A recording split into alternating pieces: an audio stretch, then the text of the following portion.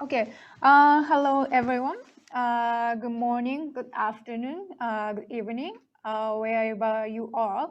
Welcome to our webinar session. This is the second of 3 webinars on intermediate waste treatment technologies. Today, we will focus on composting. This webinar is organized by the 4 organizations: the Japan Society of Material Cycle and Waste Management, and National Institute for Environmental Studies, Japan, and United Nations Environment Program, International Environment Technology Center, and CCET. Before starting, let me share with you some housekeeping announcement. We have received a question from the participants in advance, and thank you so much those who share your questions, comments. We have gone through all the questions, and the presenters here today will cover them in their presentations and discussion as much as possible. The time is so limited today, so we may not have enough time to answer additional questions, but if you have any, please put at the chat box at the bottom of the screen. Also, we would like to receive your feedback on this webinar, so please kindly fill out the online questionnaire after the webinar. The link will be sent to your email address at the end of this session.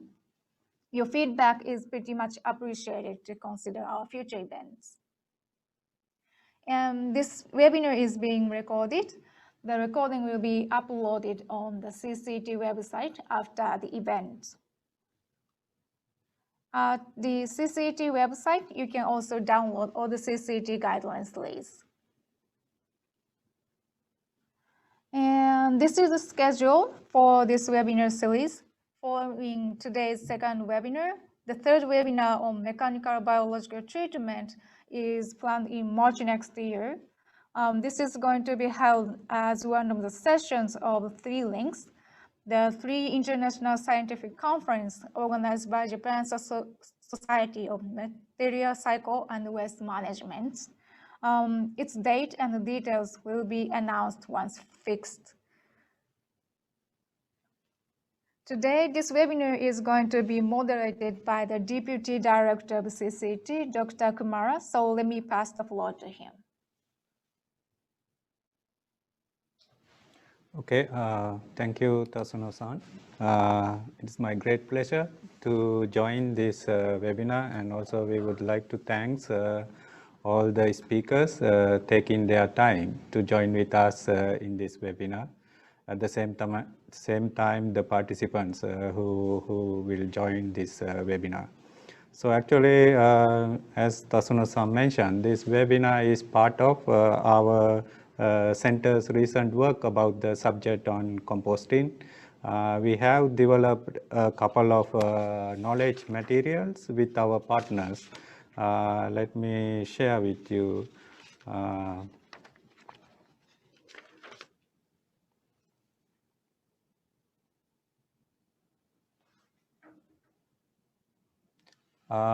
You can see like not only these guidelines, because we develop a series of case studies also to understand how our local governments and the cities can implement the composting activities at the local levels.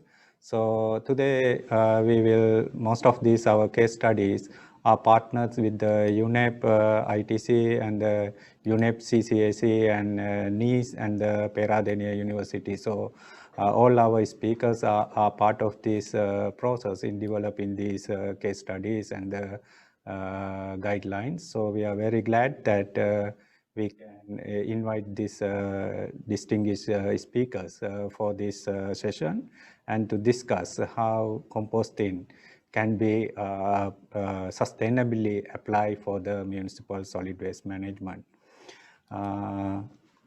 But what we learn from our activities so far, even though composting is very important for the integrated and the sustainable waste management, but at the same time, resource circulation, food waste management, and the poverty reduction and the social and economic activity as a core benefit. But at the same time, we found that composting is application at the city level for the municipal solid waste management is not much satisfied when looking at the figures. Like World Bank report 2018 summarized that only 5% of the global waste management composting is contribute. More than 69% is going to the landfill, and another 11% is go to the incinerator. So it's look like we have great opportunity, but at the same time we not utilize these opportunities at the local level or the national level. So in that sense, today we have a very distinguished of speakers with us. So how can I share my slide?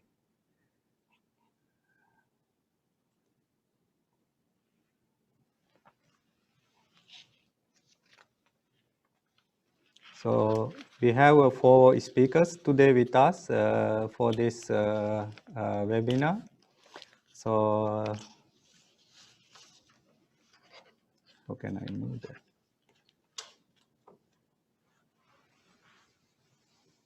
It's not moving. Okay. So we have Dr.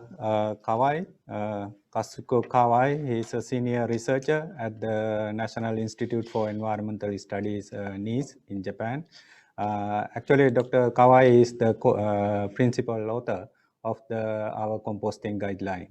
So we also have Ms. Sandra from the she is a coordinator of waste initiative in the Climate and Clean Air Coalition. So this is very important for us to invite her because this initiative is working with many developing countries and the developed countries to understand how the cities can came up with the local action plans to reduce climate change. And the composting is one of the main activities in their activities. And also their program is we work in 3 cities, Surabaya, Cebu, and Cambodia, Battambang. So all these cases we work on how cities can integrate composting into their climate change action plans. So we also happy to invite today Dr. Anuruddha Karunaratne. He's a senior lecturer of the Department of Agriculture Engineering at the University of Peradeniya. So he and his team is the one who help us in developing the case study of composting initiative in Sri Lanka. So he is a lead author of that publication. So, and last not least, we have Mrs. Misato Dilli from the UNEP IETC. It is our partner of this most of our CCET activities.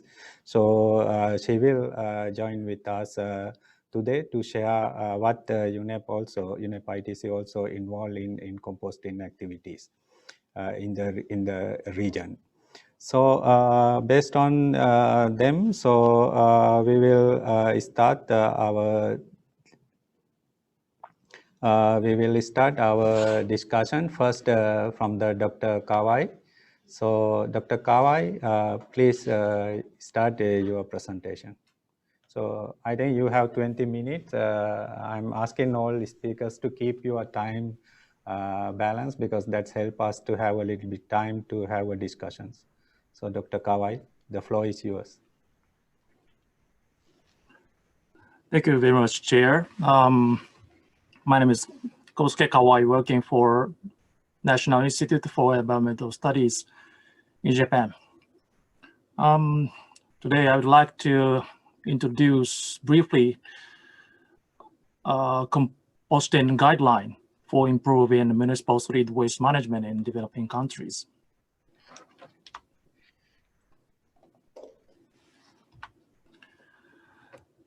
Composting guideline was prepared by me as the leading author, as well as 2 researchers of IGES, including Kumara-san, today's moderator.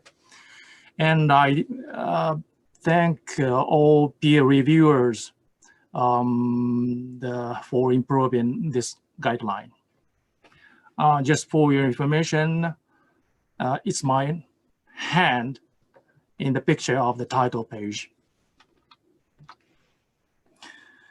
As you know, municipal solid waste management in developing countries is very challenging, and there are a lot of problems. For example, labor-intensive, inefficient, and unsanitary collection and transportation. Moreover, most of the municipal solid waste is disposed of directly to the dumping site without any treatment. As a result, wastewater, odors, vermin, fires, smokes, and so on occur locally, and greenhouse gas is generated. That is the very global issue.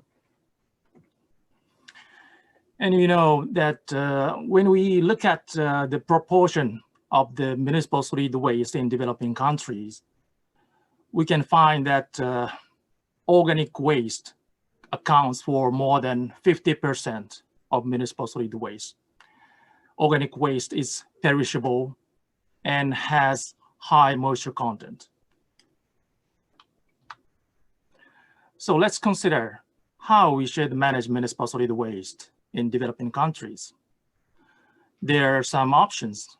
For example, waste to energy incineration or mechanical biological treatment. These technologies are introduced on the guidelines already published, and you can download these guidelines from the CCET website. Today, I would like to explain about the solution C, composting. Composting based on source separation.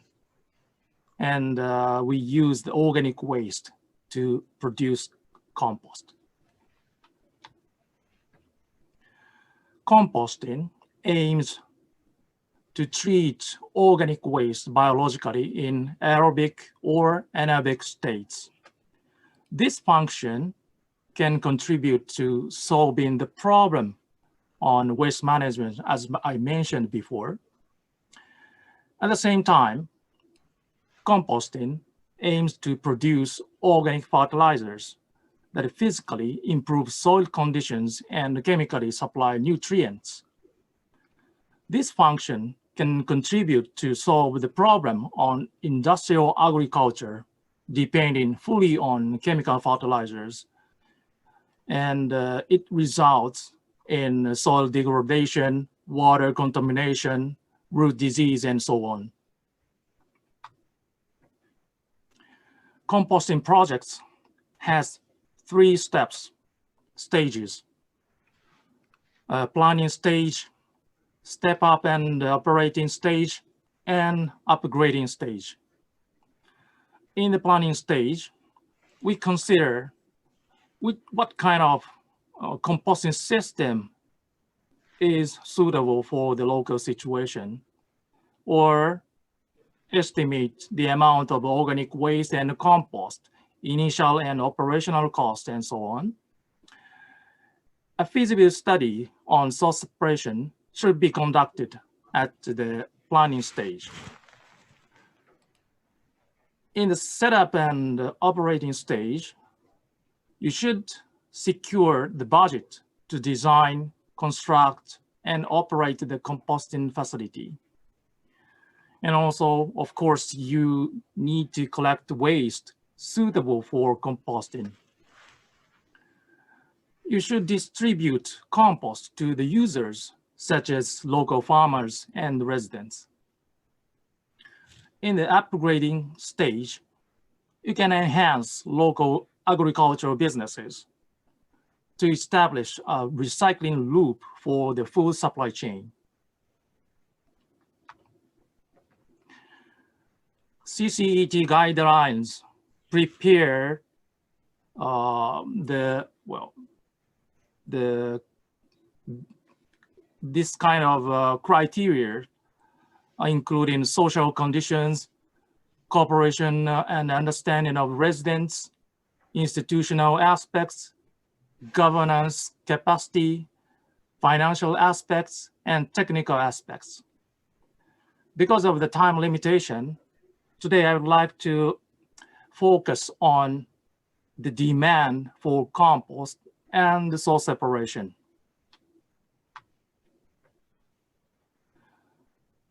In terms of demand for compost, securing an adequate demand for compost products is very necessary for the successful operation of composting plants. Composting plants should be located in places with substantial farmlands nearby.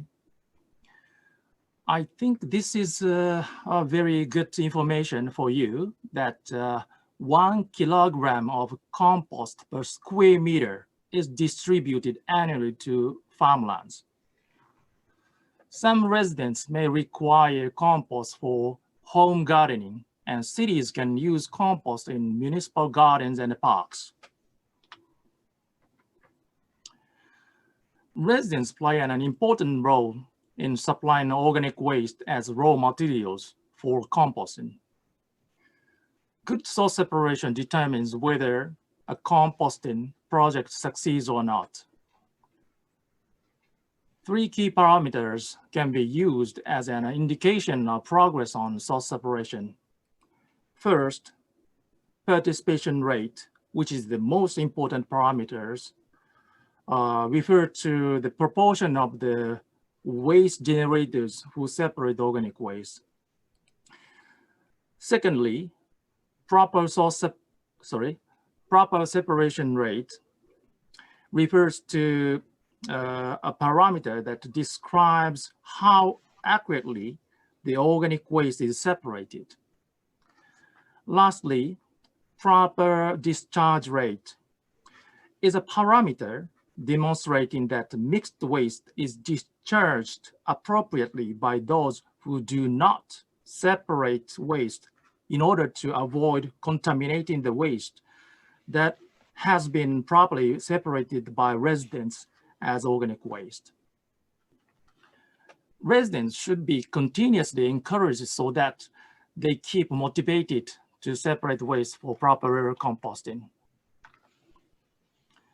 So let's consider how to keep motivation of waste generators to separate organic waste.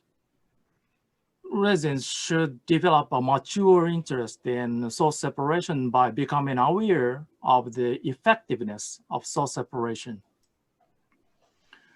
Purchasing vegetables grown with compost at local markets may help waste generators recognize how their involvement in separating organic waste at source contributes to agricultural practices and help keep them motivated to continue collaborating with composting projects.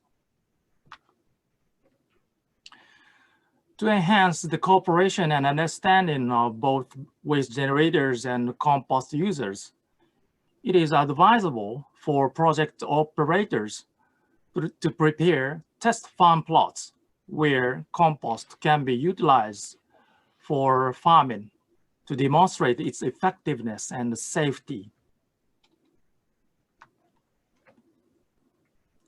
Separate collection of organic waste needs continuous collaboration of waste separators.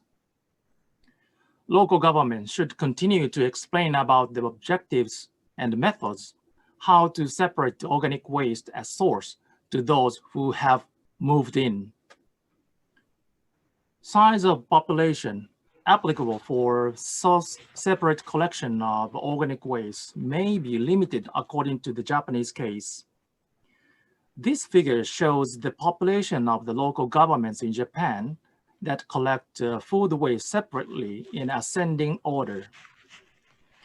As you can see that 80% of the local governments with the source separation and collection of organic waste have less than 30,000 people.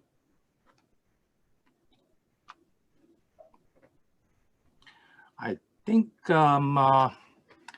this is the end of the slide, and I have enough time to, well, for my presentation. But let me emphasize, for example, the size of the population. Very challenging for megacities to start the composting projects, because it's quite difficult for the megacities to secure the enough demand for compost.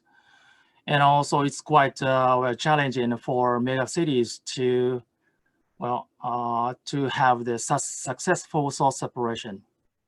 In other words, small cities have chances to start the source separation and secure the demand for compost if they have enough farm areas. This guideline asserts that the separate collection of organic waste is an essential element in supplying quality raw materials for composting to produce high quality compost. A composting system needs users, such as local farmers, who should be included from the very start of the planning stage to ensure that their opinions are reflected in the system. When you start a composting project, you should regard the plant as a compost production plant, not as waste treatment plant. And then you will understand how important the source separation and the demand for compost are. Okay, that's for my presentation. Thank you very much for your kind attention. Okay, thank you, Dr. Kawai, for your presentation and give an introduction to the overall framework of the today webinar and of our composting guideline, which is mainly based on these discussions today. And also, I heard you pointed out two important aspects of in sustainable composting programs, how to create demand and at the same time, how to make source separation programs. So I think we need to discuss more on this subject, maybe at the discussion sessions. In the meantime, let me first invite all our speakers to make their presentations, and then we can have our discussions. So next, I would like to invite Ms. Sandra from the CCET Secretariat. Sandra, please make your presentation. Let me just go ahead and put up my presentation. We cannot see. Okay, now it's coming.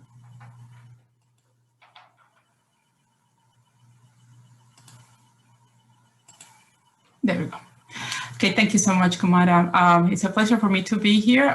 Today, I'll just talk to you a little bit about practical measures and policies to reduce and treat organic waste, and with the emphasis to talk a little bit more about composting.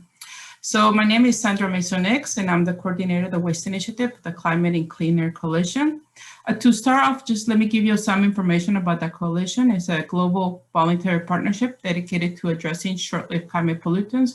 We have a network over 400 members, including governments, IGES, financial institutions, and civil society organizations. We are hosted by UNEP Environment, and we basically work for fast action, quick results, multiple benefits. And the solutions that we promote are science-based, and we work with governments, city and national governments to promote leadership and awareness of all these actions that need to be taken. So what are short-lived climate pollutants? Basically, they're four: black carbon, methane, tropospheric ozone, and hydrofluorocarbons. And they're powerful climate forces and dangerous air pollutants that are detrimental to human health, agriculture, and ecosystems.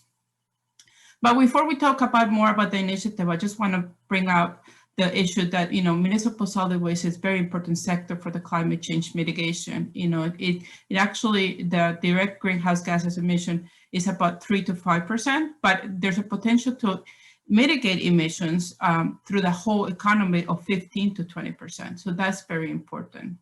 And also we can see when there's a advanced waste management system, then it becomes a net reducer of greenhouse gases emissions. And you can see here a chart made out of the emissions from countries in Europe, where they change from landfilling to recycling, and it actually, the greenhouse gases emissions went down.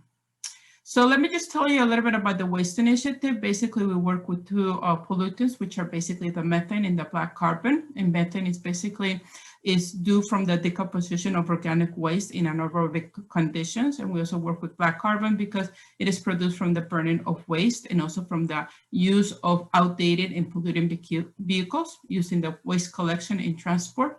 And we basically focus on these two pollutants because basically landfills, where the methane is generated because of the anaerobic conditions, they are the third largest source of global anthropogenic methane, and black carbon because of all the air pollution problems that we have.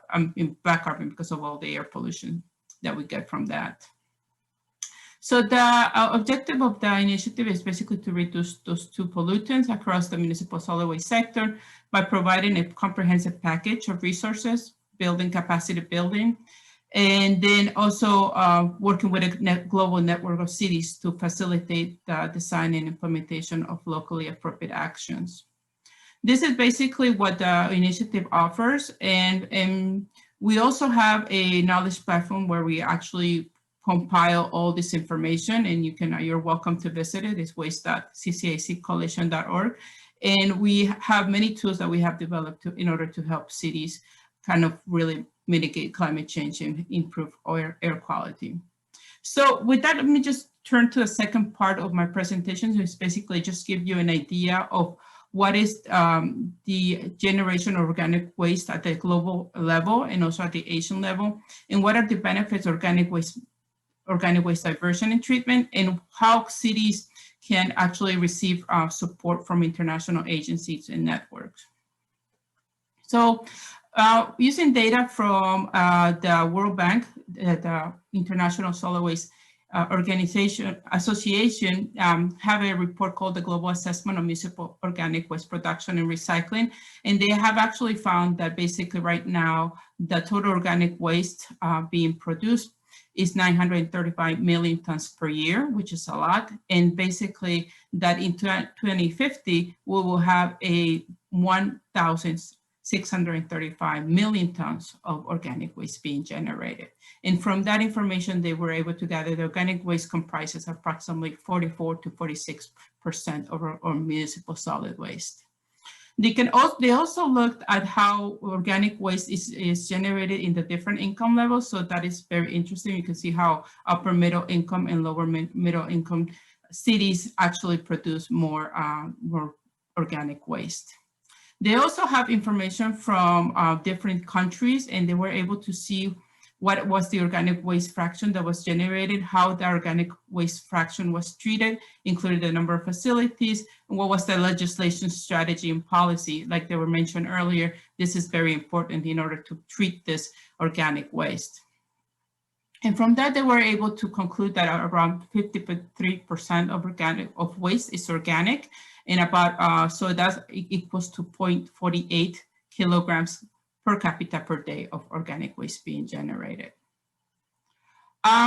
Just to talk about a little bit about Asia, then Water Waste, which is a report being that is published by the World Bank, they found that 53% of the waste was food and green waste. So it's similar to what we actually was presented in the previous presentation. And also the Asia Waste Management Outlook actually also look at the waste composition in various countries in Asia. And you can see how in Sri Lanka and Bangladesh, the percentage of organic waste is much higher.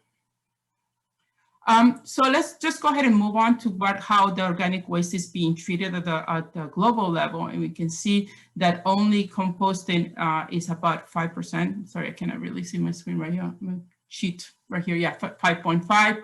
And then also that also changes by income. So you can see how right now, basically countries that have high income, they will treat more organic waste in low middle countries.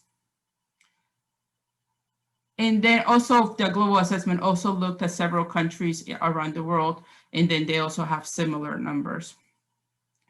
Also the Asia Waste Management also looked, so there's more information that I'm not gonna just point out, but that will be in my presentation, so you can look at basically how they found that basically the Republic of Korea is basically one of the countries that is actually composting most of the waste. And this is basically key data from this report, also from China, India, and Japan, where you can actually see how much tons per year being treated, what is the kilograms per capita per day, and also what like some of the sources. So I think this information is very interesting for people to look at and to really understand what is the situation of many other countries. So just to move on the benefits of organic waste diversion and treatment, and basically there are three: the environmental benefits, social, and economic. And basically the environmental benefits are due more to the reduction of the greenhouse gases. And it's basically due to the diversion from landfills, where basically this is the organic waste produces methane. And the factors to reduce those greenhouse gases is basically the level of landfill gas capture, the carbon content of compost recycled to soil, the quantity of fertilizer, quantity and type of energy generated by biogas. And this is basically a key figure from Canada, where they found that diverting 1 ton of food waste through composting or anaerobic digestion reduces greenhouse gas emissions by approximately 1 ton of carbon dioxide equivalent compared to landfilling. Also, another big benefit of organic waste treatment is basically using it as for composting. Is basically compost improves soils, and healthy soils can sequester carbon and mitigate climate change. This is basically is due because improved soil can sequester carbon. It actually increases the climate resilience of the soils. It reduces the use of fertilizer, especially those chemical ones. And then also, it also reduces the water use that you have to irrigate the soil. So compost improves water infiltration. The United Nations Convention to Combat Desertification has a lot of information on this. So I invite you to look at their website. And also there are 2 documentaries that I would actually point out, which one is Kiss the Ground and Need to Grow, which basically focus on this benefits of the compost.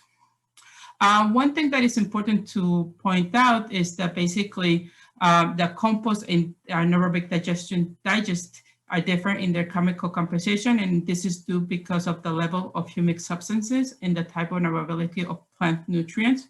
So basically, because of that, the compost can be classified as an organic soil improver, and anaerobic digested can be classified as an organic fertilizer.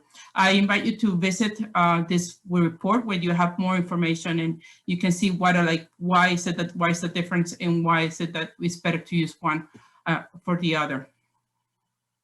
Regarding the social benefits of organic waste diversion and treatment, it's basically that all of them are basically due to the environmental benefits associated with diverting organic waste. I would like just to point out that it contributes to land preservation. It provides opportunities for teaching, training, and employment. And also compost sites are easier to site and construct the landfills. So when you're talking about, municipal solid waste, if you can divert 50% of that waste, then you can do compost sites. They're going to be much, much easier to site and construct than landfills. Landfills, a sanitary landfill is to construct it. It's a big enterprise, and it's not the same for composting. Economic benefits are have to do with more also related to all the savings that you get from greenhouse gases emissions, from employment opportunities. And also you can also have more, you can use all the compost for land use, for gardening, all these other things that they already have been pointed out. And then it's important to point out that the organic waste programs typically provide net benefits when you use the life cycle accounting. And basically what you're doing is you only not take into account the capital and operations, but also you take into account the social and environmental benefits that I pointed out earlier. Well, my last slide basically is to talk about how can international agencies support local actions. And basically what we have found in CCAC is that basically when we work with other international agencies, we can share best practices and we can offer capacity building and composting, whether it's home composting, decentralized or centralized. Also do capacity building and source segregation, which is very important. Work to do peer-to-peer exchanges, which basically is that a city will work with another city, push national government for better policies on organic waste diversion, promote prioritizing waste in the country's NDC, which is very important in order for the country to have better policies on waste. And then also try to work with international organizations to provide funding, either by financing or by grants for the cities to actually have these types of program. But however, it's very important for cities to have a waste management plan, understand how their waste, the generated waste is composed of, and within that plan have actions to divert organic waste from disposal, prioritize valorization of materials over the disposal, also work with the citizens to in education and outreach. If possible, have a climate change plan for mitigation and adaptation, estimate the generation and potential mitigation of the greenhouse gases, if that's possible. Also work on improving credit rating, especially for financing, and consider public-private partnerships, either with the generator where you can get the source segregated organic waste, with the private sector to collect this source segregated waste, and maybe just have a public-private partnership for the treatment of the waste. So there's many ways to work around that. Anyway, so that's all I have for this session. If you have any questions, I'll be happy. You can email them, or we can maybe talk about a little bit later. That's it for me, Kumara. Thanks, Sandra. So actually, it's quite good after looking at your presentation, after Dr. Kawai's presentation, because I feel Dr. Kawai has mentioned one of the important points is demand for composting is very important for the cities to start composting activities. But at the same time, I feel not only demand for composting, but also, as you mentioned, the whole co-benefit with these composting programs is very important to motivate the national and the local governments to take action and the policies towards composting, because that is part of the international commitment to the climate change and other SDG issues. So then let me invite Dr. Aniruddha from the Peradeniya University. He is quite expert in implementing composting programs, and we can hear more practical ideas how Sri Lankan initiative in promoting composting at local levels. He has a quite good experience in this case study. So Dr. Aniruddha, the floor is yours. Thank you very much, Dr. Kumar. It's a great pleasure to share some of our experience in Sri Lanka with you all, with the expert of this panel as well as the participants. Let me quickly go through my discussions. I just want to focus on the few success and failures of our national initiative in kind of comprehensive discussion. Those who are not very familiar with Sri Lanka, I just show a small picture. We are here just below India in Indian Ocean. It's an island, a tiny island compared to India and many other countries. If I directly move into the waste sector in Sri Lanka, in waste management perspective, we have what we call local authorities, like municipalities. We have three categories in the country. In total, we have about 341 local authorities, where all the responsibilities of waste collection and treatment and resource recovery, as well as safe disposal, is by legal it's mandated to a local authority. And when we compare the waste amounts in the country, the very recent estimate show that it's about 8,100 tons per day, out of which only about very close to 50% is collected by the municipalities or local authorities. And out of the collection, it's roughly about 66% is in general all over the country. It's having organic nature or biodegradable nature. And in the collection, it's very, very interesting in countries like us, where we have many municipalities in a very small country. And some of our local authorities, in some regions, we don't have any waste collection system.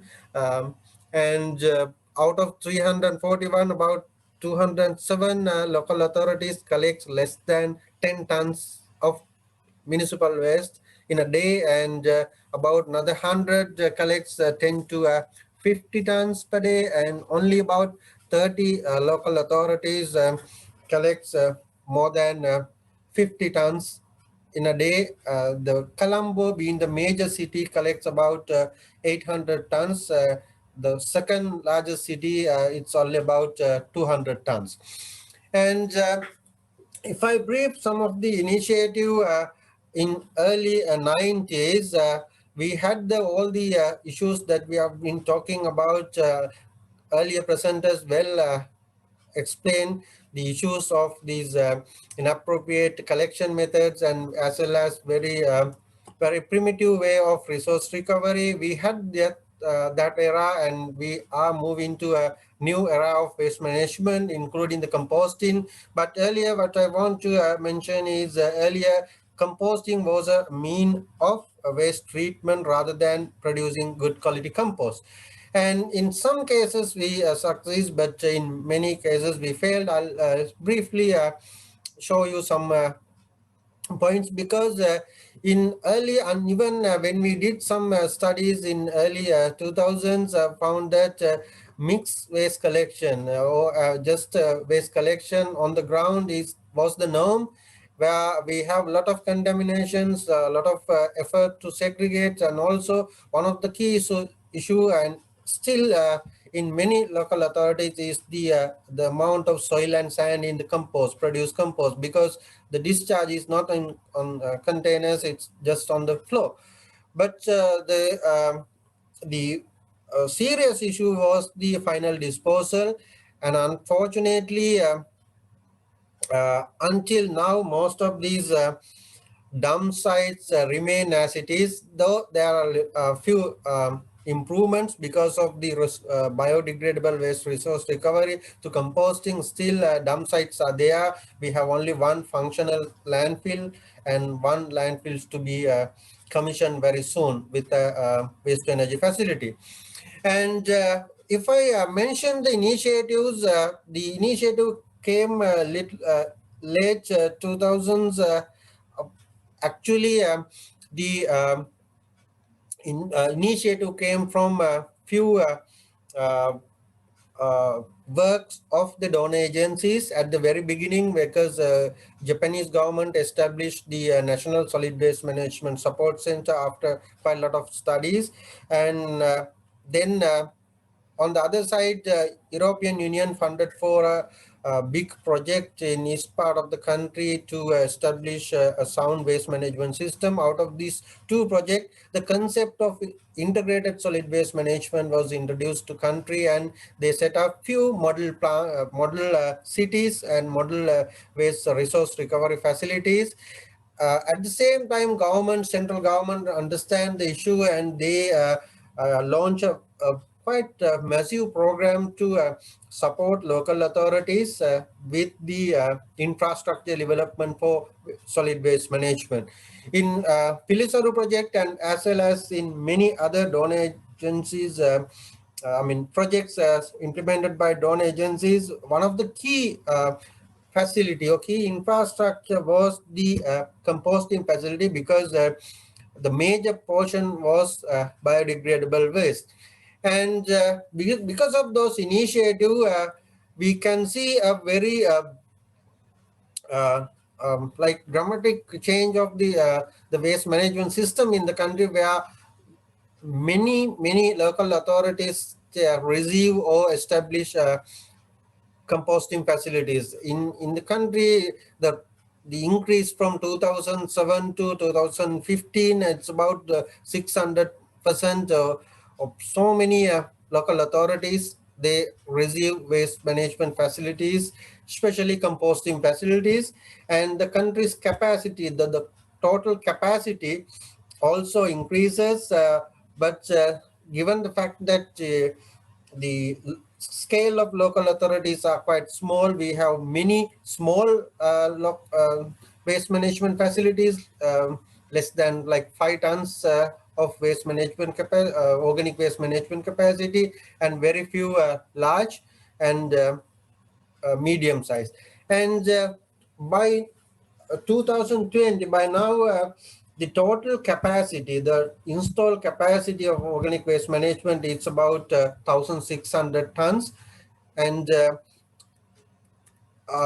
the distribution, if I show show the distribution, it's distributed everywhere in the country. And on the figure on the left here, it shows the star shows dump sites. Unfortunately, it's still about 340 dump sites remain, but luckily what we dispose in dump site is mainly inert waste right at the moment, because of the biodegradable waste resource recovery through composting.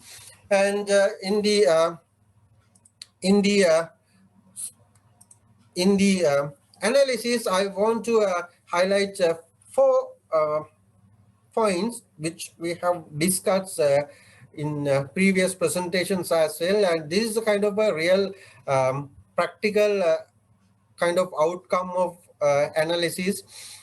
What we have discussed so far is actually happening in Sri Lanka. The transition for last 20 years show that how we should focus on the planning and some of the important aspects. One of the important aspect is the source segregation and also the basic infrastructure, but sometimes we focus too much on the main component but forget very small segments that may lead to the failure. And also marketing, the change from conventional approach to a kind of a new strategies, as well as ensuring the quality of compost is very, very important lessons that we have learned.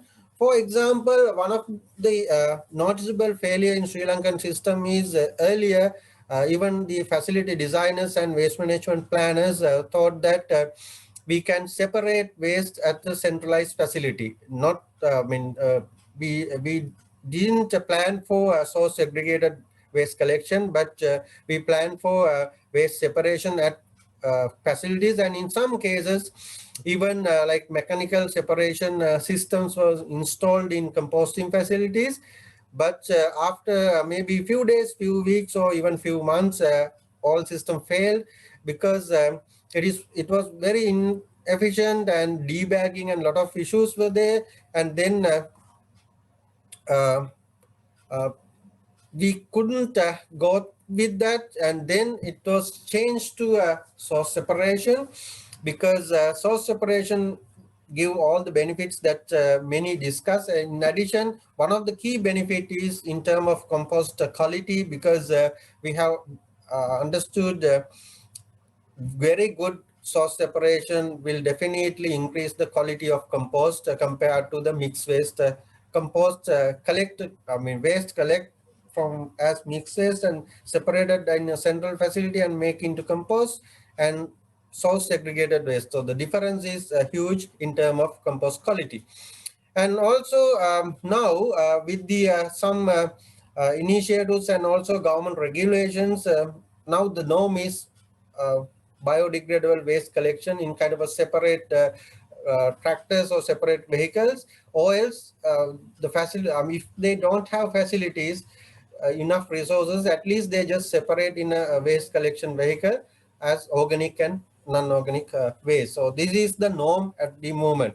And also some of the small elements, one of the important small element is the management of leachate, especially in countries, tropical countries like Sri Lanka, and maybe in other countries during the rainy season.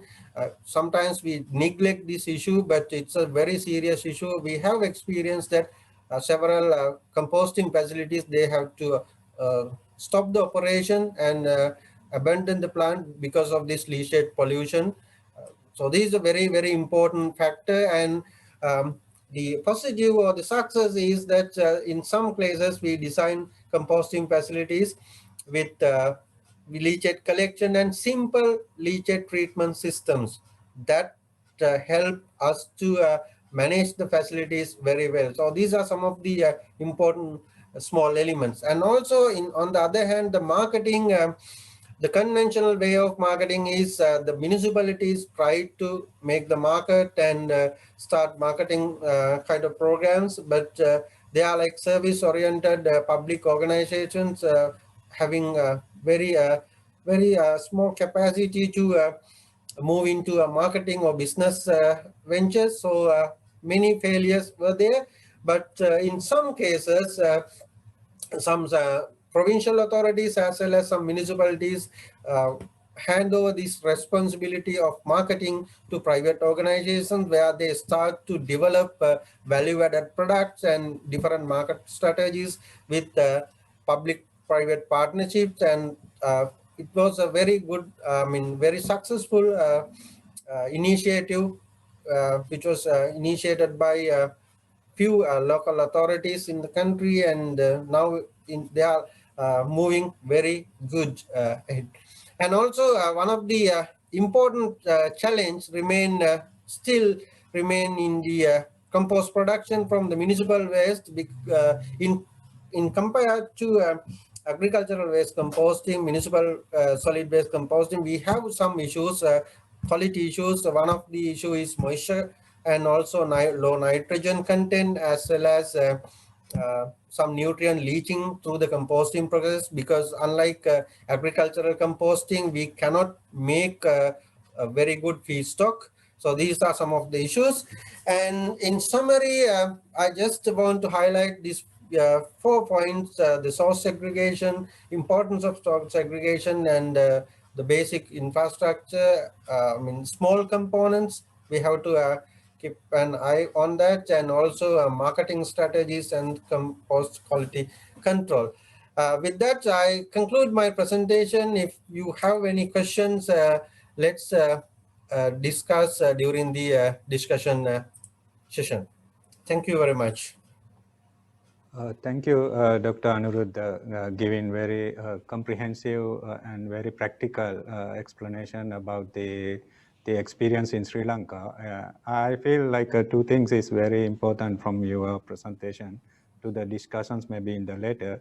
One is even though waste management is part of the local governments, and composting should be planning within their waste management system, but how important in the national level policies and also supportive systems giving some financial mechanisms to support the investment in the composting facilities and quality control, and these all are supportive systems should be coming from the national level. At the same time, very practical ideas like a source segregation and the technology and the marketing and the quality control. I think all these are part of our case studies and also the guidelines. So these are very important aspects.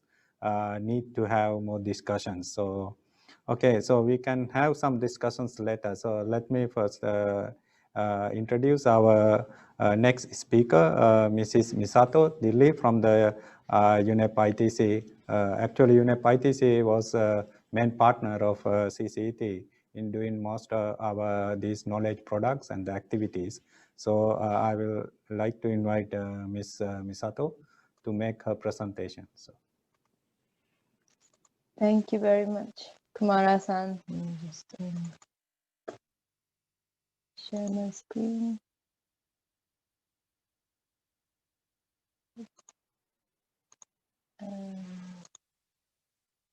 You see my screen okay? Yeah, okay. Thank you, Kumara-san and everyone. My name is Misato Diri, and I would like to talk about selection of appropriate technology in developing countries and introduction of composting projects in Bhutan, Mongolia, and Nepal.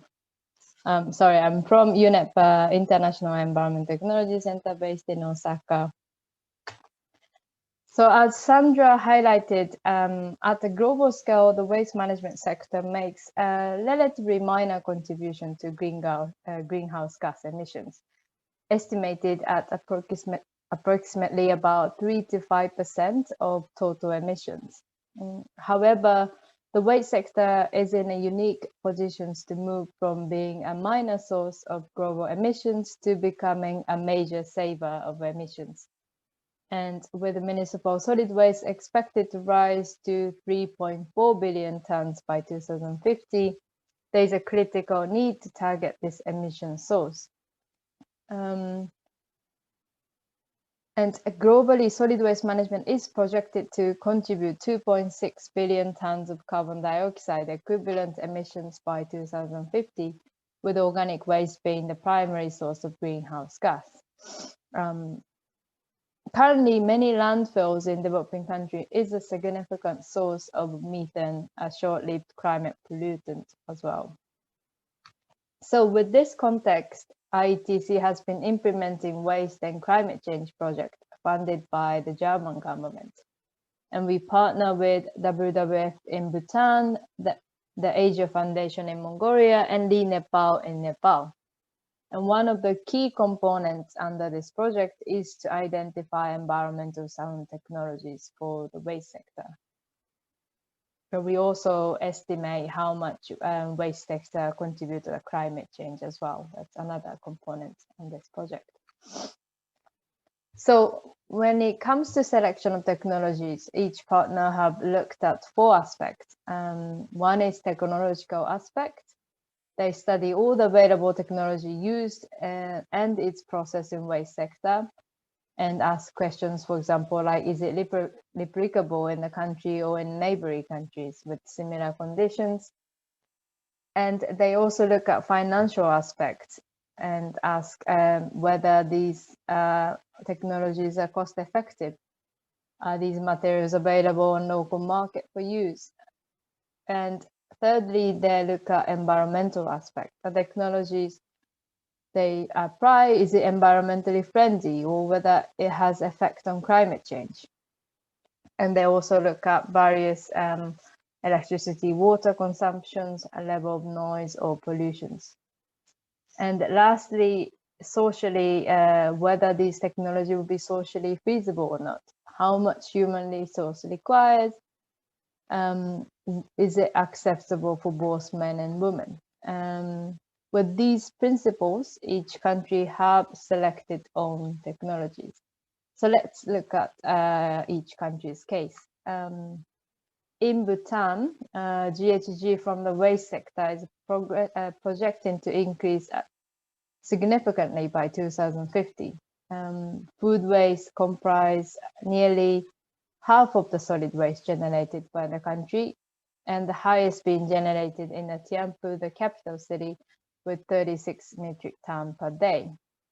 Bhutan generates 172 metric tons of solid waste per day, of which 46% constitute food waste. And only about 15% of the waste are recovered and recycled, while the rest goes into the landfill. Bhutan government announced a national organic flagship program to achieve zero waste by 2030. And they also want to have 85% of recovery and 50% of landfill, which is opposite from the current situations. So with this context, under this project, our partner would like to achieve delivering solution for biodegradable waste through environmentally sound technology and innovative partnership.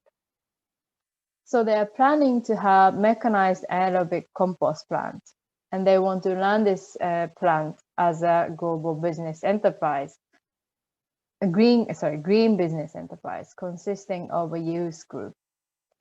And they want to partner with financial institutions like Bank of Bhutan, and so that they can provide initial loading capital required for operation of the business in producing fertilizer from the waste and supplying it to the market. The bank will also provide technical backstopping in financial management of the business to ensure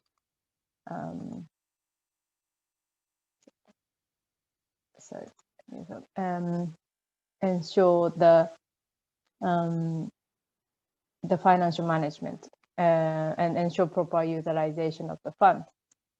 So this is still a primary stage of their plan. So this is what Bhutan is trying to do.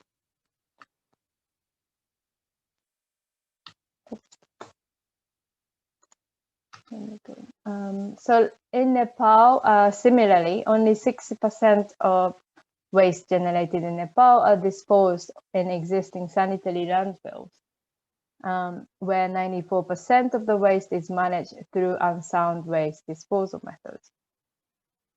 And on average, 58% of the total waste is organic waste. And the cattle dung is one of the largest waste that is generated, along with the kitchen and agricultural waste.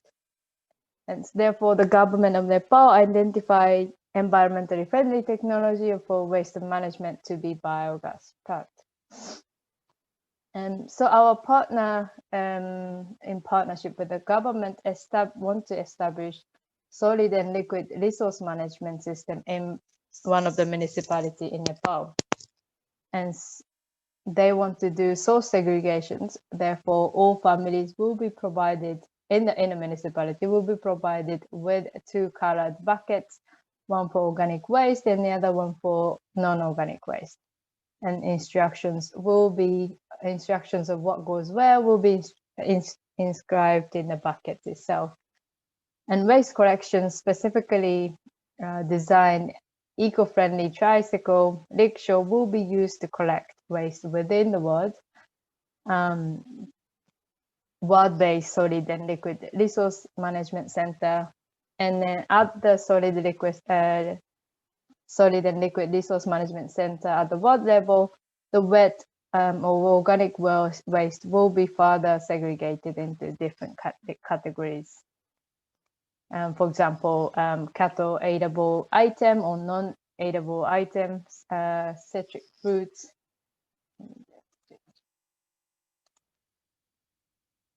And then which they will be either fed to the animals or fed into the biogas plants. Sorry. Go next. Oh. Okay, so finally, in Mongolia, Ulaanbaatar, the capital city, has been rapidly urbanizing, similar to other 2 countries, and short-lived climate pollutants like methane are increasing in Ulaanbaatar, and only about 20% of the total waste is organic waste. Okay, so in Mongolia, they would like to test environmental sound technologies for small and medium-scale food waste recycling and composting. And they would like to do locations like restaurants and schools.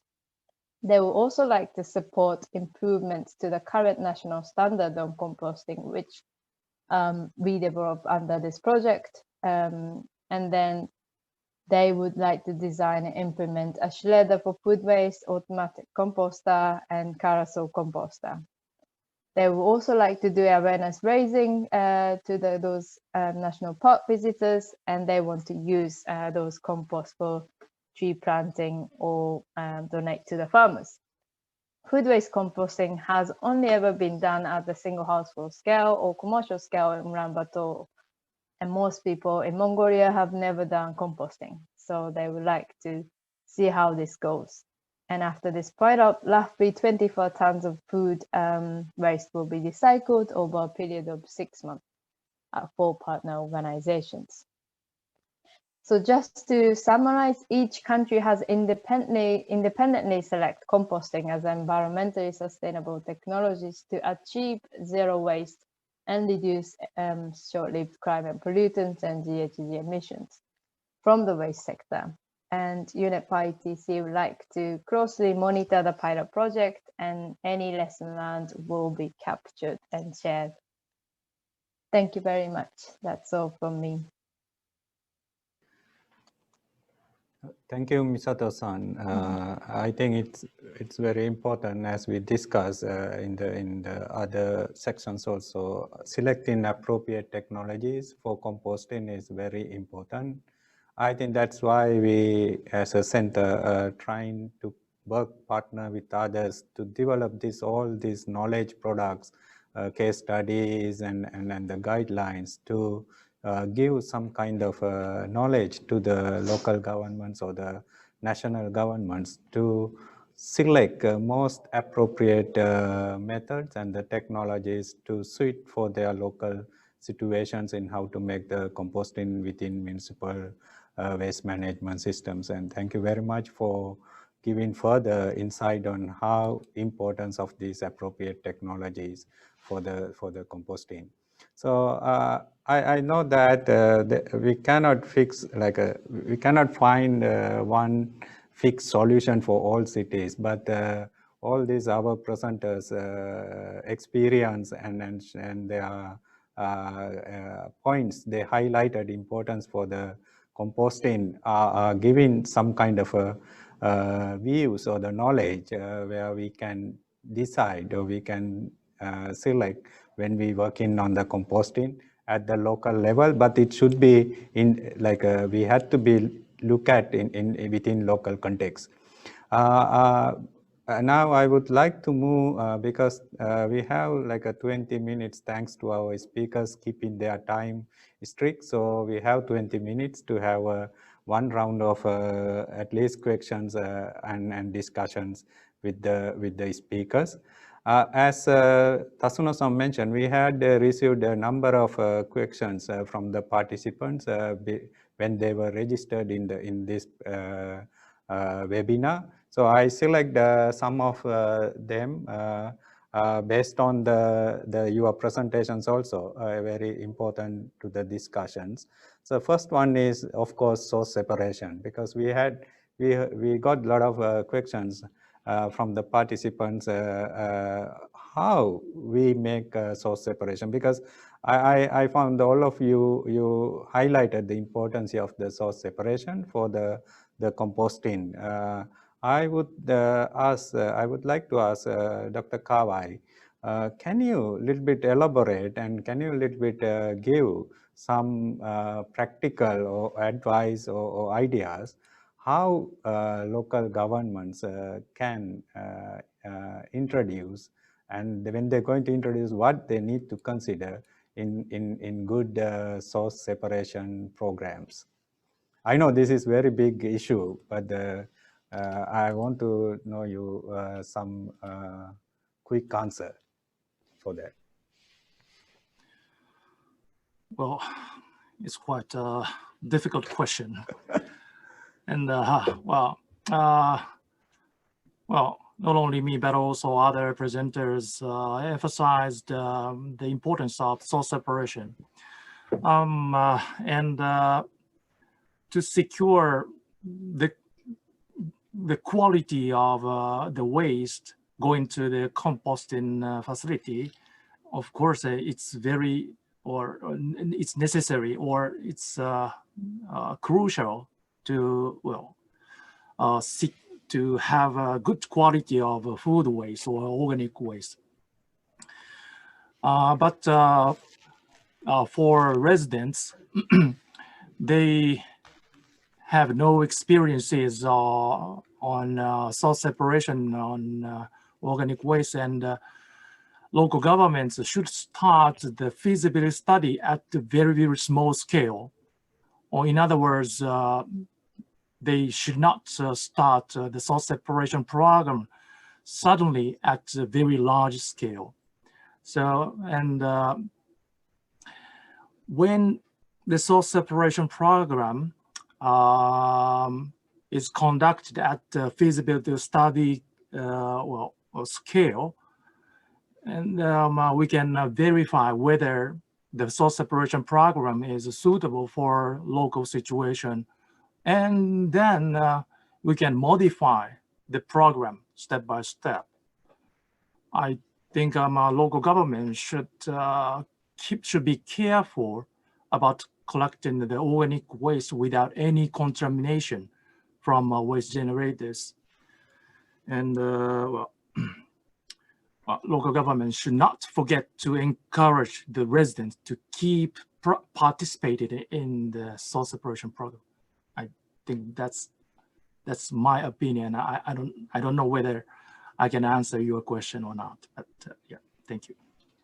So thank you, Dr. Kawai. I think you make a very good point. So it should be started as a practical methods at the pilot scale first, and test the methodologies, and then learning from the activities, and then scale up to the whole city. So it's not easy to start once in the whole city, what kind of waste separation systems they had to implement. So I think this is quite important points. So next, I would like to ask Dr. Anuruddha, given the same thing. So because I know that your presentation, you shared how some local governments in Sri Lanka change the mixed waste collection to the separate waste collection. So I would like to ask you, please a little bit elaborate how Sri Lankan local governments had done source separation in their context. Yeah, that's as Dr. Kawai explained. It's a very it's mainly kind of a social change in broad terms, but I'll highlight few points that we have observed, and in some on other occasions we involve being academics and some kind of expertise in some of the works. One of the key importance is the government support, because local authorities are smaller government agents, political structures in the country, where they should have a policy on this waste collection and waste disposal, because public perception or their willingness is with the level of education, of course it changed, but they want a kind of improved collection rather than a separated collection. So first local authorities start to improve the collection, like very timely schedules and regular collections, and then they introduce the country introduce the source separation, like mandatory source separation for larger municipalities, and then local authorities, they themselves adapted the by rules for their localities, like mandatory source separation by rules. So there is a legal and regulatory support.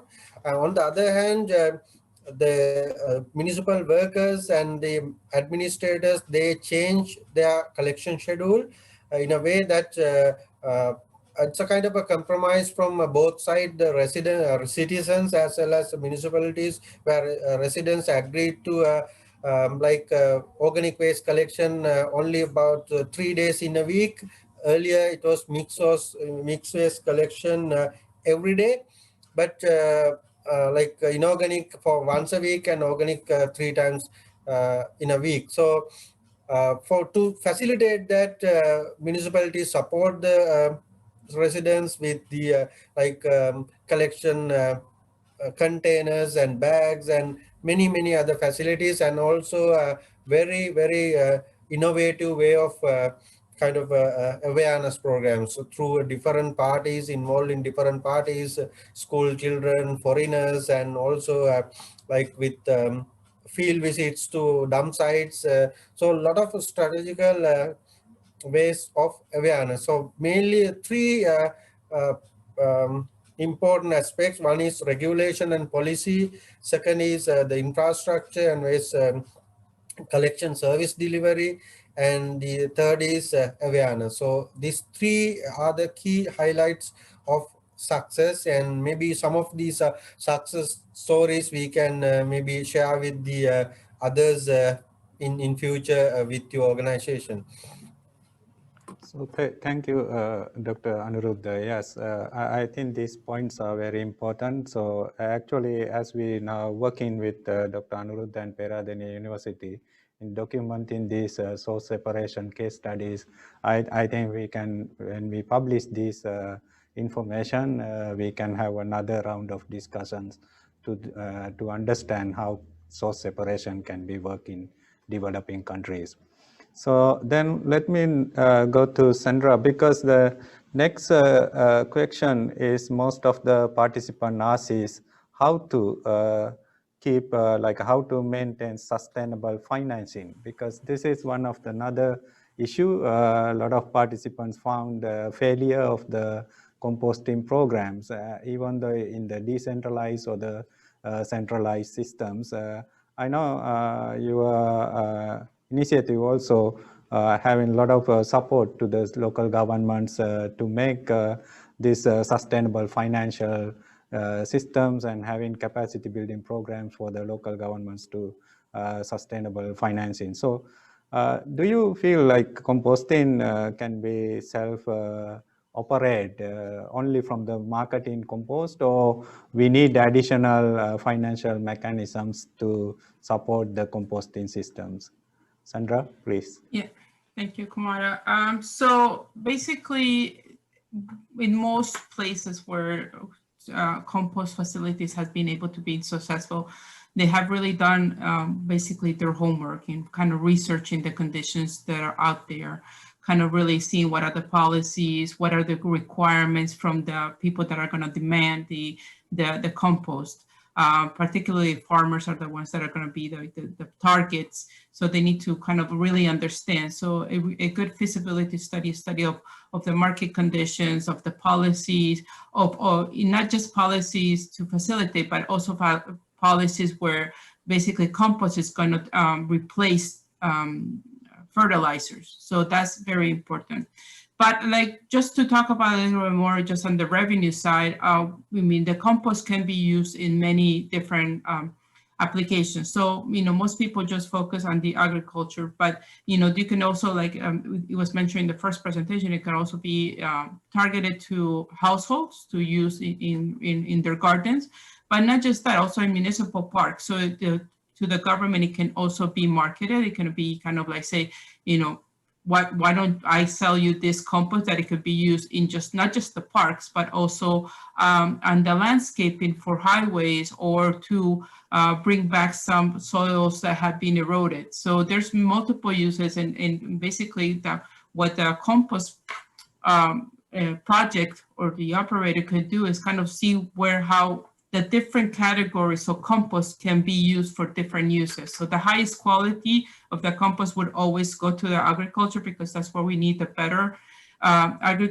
better compost. But then the other stuff could be used maybe for household, for gardening, or for the parks, or for erosion control, also for landscaping of roads or parks. So there's a lot of uses that could be done with the compost. We actually, at the CCAC, we actually commissioned a report to the World Bank, and I have it here with me. Now I'll send out the link to it. It's called Sustainable Financing and Policy Models for Municipal Composting, and it has a really good recommendation, also case studies on how successful composting projects. I'll put the link on the chat box for people to have and download. It's very complete, and it has a lot of good recommendations on how to really make those composting projects work. But like I said in my presentation, a lot of it also has to be, work with the national government to have better policies. So cities need to start demanding that there are better policies to actually facilitate composting projects. Thanks, Sandra. So yeah, the World Bank report is very, very important. So very interesting to our participants. So I think it gave a lot of recommendations.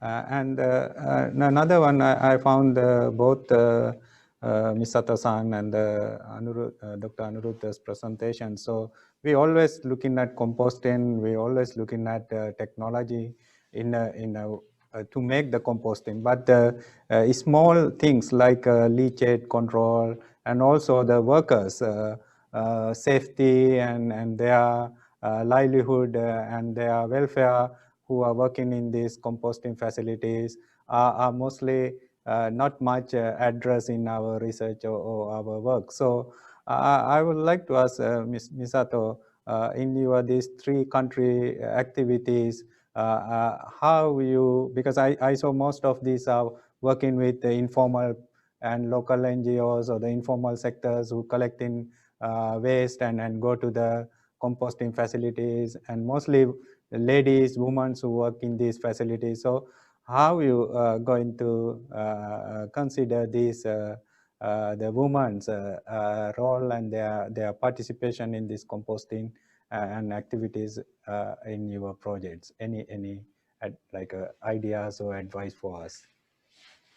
Thank you very much, Kumara-san. And I think understanding these socioeconomic and cultural elements, including the role of women and men in the waste sector in different areas, are very just as important. And I think provide incentive according to those situations are just as important.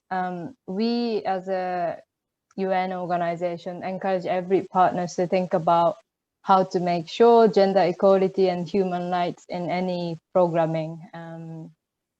And there are many documents that are available within the UN. So I encourage everyone to look at those issues particularly. But yeah, so that we want to encourage partners to make sure that any composting program, not just composting, but any program and initiatives are gender responsive.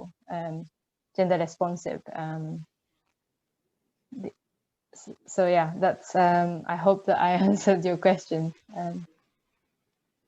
Yeah, thank you, Misato-san. So I think that is very important. We highlighted this the woman's role and the informal sector activities is very important for these composting programs. So I'm continuing with Dr. Anuruddha, because there are a lot of questions also from this how to consider this leachate and odor, because these are the things that we missing in most of our discussion, because we introduce a lot of windrow system or the composting systems rather than this small important environmental factors. So how you promote something like can you a little bit share that your experience in like a low cost leachate or the odor or the control system in Sri Lanka? Yeah, that's a very good concern, because with our experience locally and when we discuss in some other countries, especially in Asia and even in Latin American region, I realized that sometimes the failure is not maybe because of big issues or like marketing or source like waste collection or source segregation, but due to some poor kind of housekeeping or management of the facilities. There are a few things to make sure. One is the leachate control.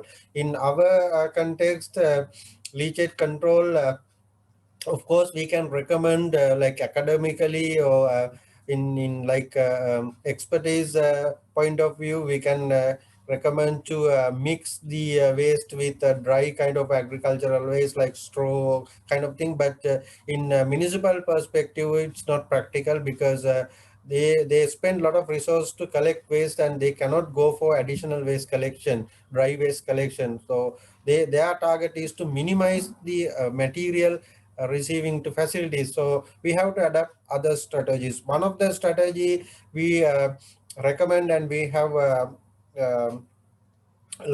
gained some success, is in leachate management. Originally, organic waste contain about 70 to 80% water. So the few earlier weeks, like up to 4 weeks, we have a lot of leachate. Then what we recommend is to mix the waste with the dry residues after compost processing or sieving. So that is one of the strategy. And also, if they cannot control the leachate, collect the leachate, and install a simple waste treatment, leachate treatment facility, something like attached growth microbial biofilm systems, or even in some cases methane like anaerobic digesters, biogas units with the leachate. And other strategies, leachate recirculation after dilution. It's practical in the dry season or dry zone, but not in the wet season. But again, we have to be very careful in this leachate recirculation, because in some places we realize it's mainly contaminate, especially pathogen contamination, and also it's increased the dissolved inorganic matter, especially EC, and some of the salt in the waste increased, compost increased. So there are a lot of issues with the recirculation. So we have to practice it very, very with the kind of careful consideration. And the other is fly and vermin control.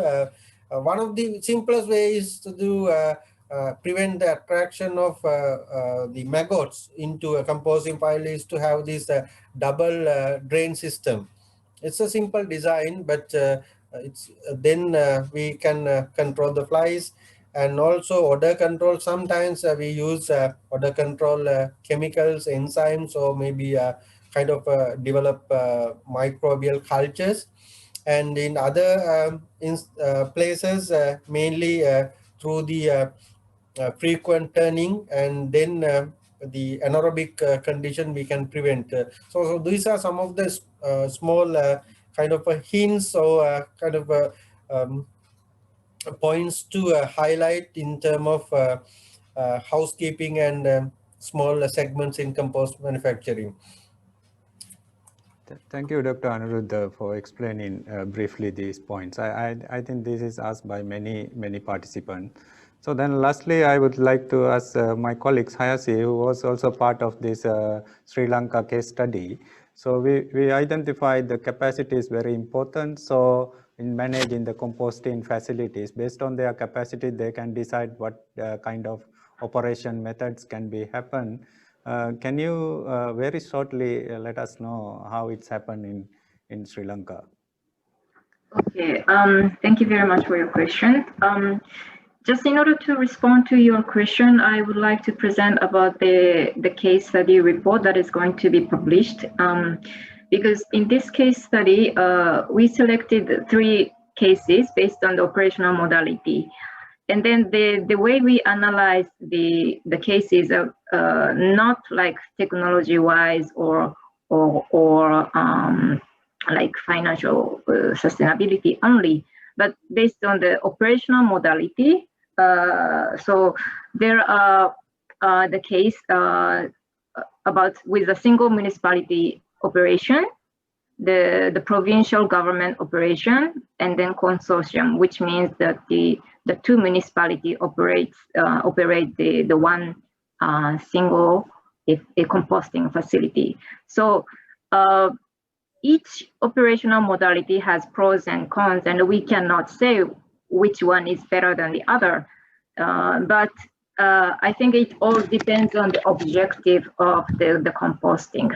So we were talking in the previous presentation that the composting has a lot of functions, and it can be used for home gardening or public parks. At the same time, we can, if we can improve the quality, we can sell.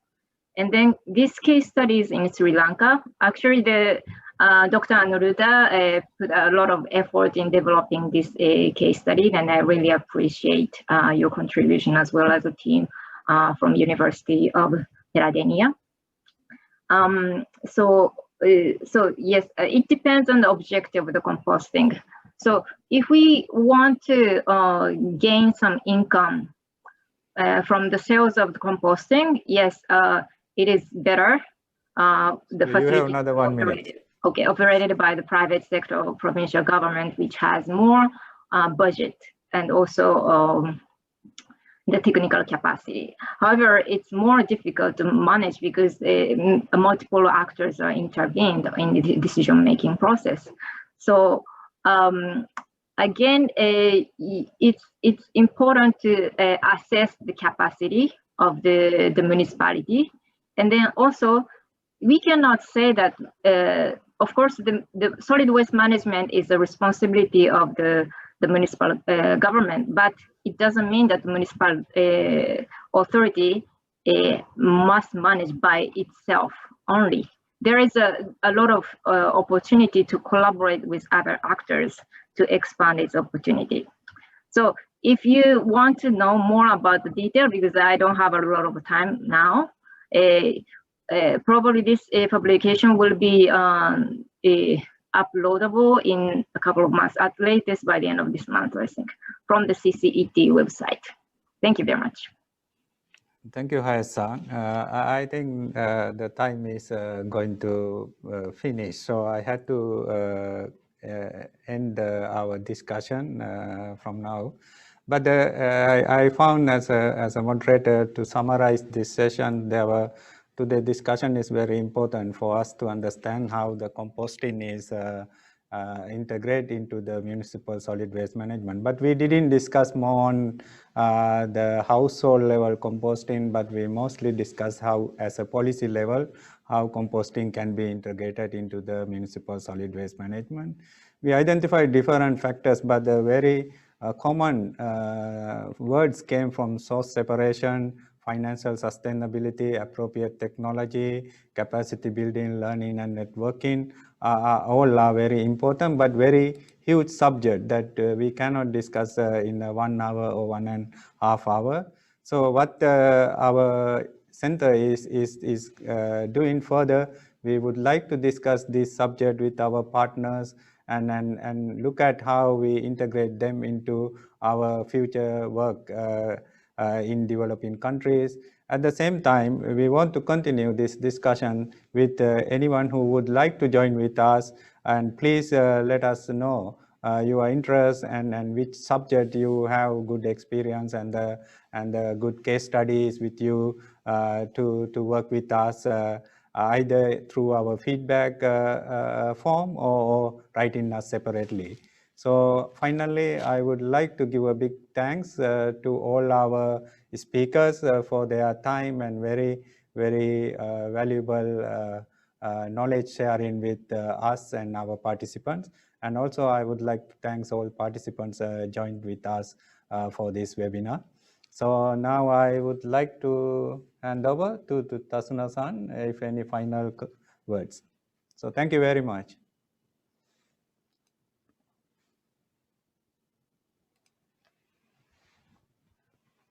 Well,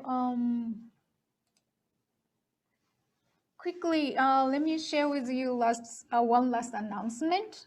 I'd like to introduce another series of webinars on waste management technologies, which complement our webinars. CCET is an affiliate of UN Habitat's program called Waste-Wise Cities, and they are also organizing similar webinar series called Waste Technology Deep Dives. It covers e-waste, anaerobic digestion, and black soldier fly larvae composting, material recovery facilities, and Fukuoka methods. So if you are interested in, please join their webinars as well. I put its URL into the chat box so you can see the details there.